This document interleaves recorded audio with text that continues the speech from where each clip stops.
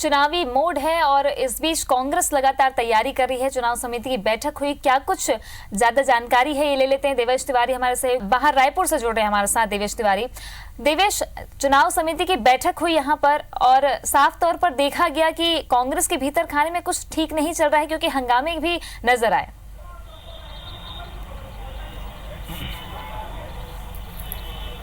देखिए तृप्ति, मैं इस समय राजीव भवन में मौजूद हूँ। कुछ देर पहले ही बैठक यहाँ पर खत्म हुई है और इस समय भी नेताओं के मिलने मिलाने का दौर जो है वो यहाँ पर चल रहा है। सबसे महत्वपूर्ण जो बैठक आज रही वह चुनाव समिति की बैठक है।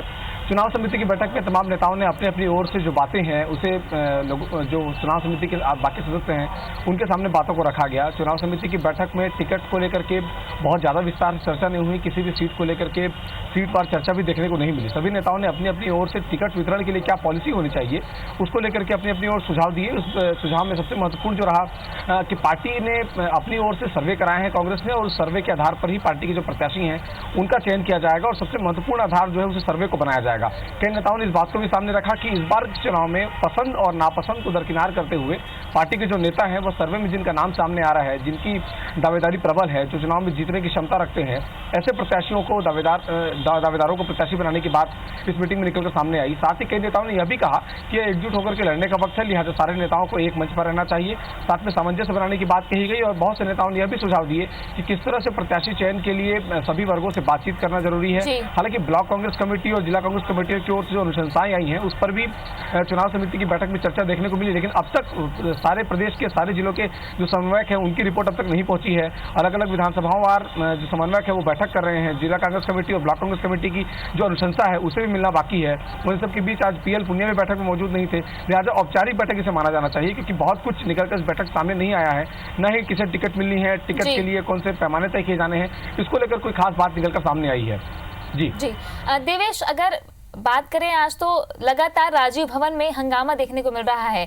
बिलाईगढ़ सीट की बात करें तो 21 दावेदार कुल अभी तक सामने आए हैं, लेकिन पीआर खूंटे और शिव डहरिया दोनों आमने सामने हैं। ऐसे में क्या नजर आ रहा है कि संगठन मुसीबत में है अब?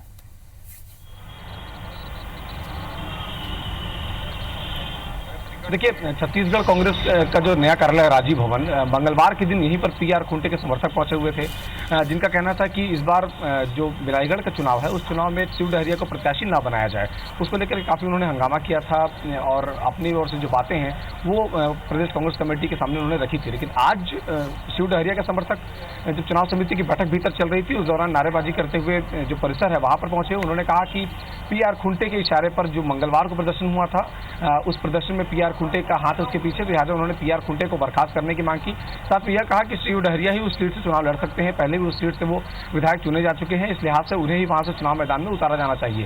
तो एक तरह से दो अलग अलग नेताओं के वर्चस्व की लड़ाई में कार्यकर्ता जो है वो चल चलकर राजीव भवन पहुंच रहे हैं और राजीव भवन में हंगामे के आसार बन रहे हैं। जब आज चुनाव समिति की बैठक थी, इस चुनाव समिति की बैठक के दौरान भी यही देखने को मिला कि एक तरफ अंदर नेता सामंजस्य बनाने की बात कह रहे थे और बाहर प्रदेश के जो अनुसूचित जाति वर्ग है उसी समाज से आने वाले दो बड़े नेताओं के वर्चस्व की लड़ाई कार्यकर्ताओं के कंधे पर लड़ी जा रही थी। राजीव भवन के ठीक गेट पर लगभग 1 घंटे तक जो शिव डहरिया के समर्थक हैं वो नारेबाजी करते रहे। वे अपनी ओर से पीआर खूंटे को बाहर निकालने की बात करते रहे और साथ यह भी कहते रहे कि शिव डहरिया को ही बिलाईगढ़ सीट से चुनाव लड़ाया जाना चाहिए। इन सब के बीच पैराशूट और कौन पैराशूट है कौन पैराशूट नहीं है, कितने प्रत्याशी स्थानीय है कितने बाहरी हैं, इन तमाम बातों को लेकर के चर्चा देखने को मिली। जी तो चलिए, बहुत बहुत शुक्रिया आपका देवेश जानकारी के लिए। तो राजीव भवन से देवेश हमारे साथ जुड़े हुए थे।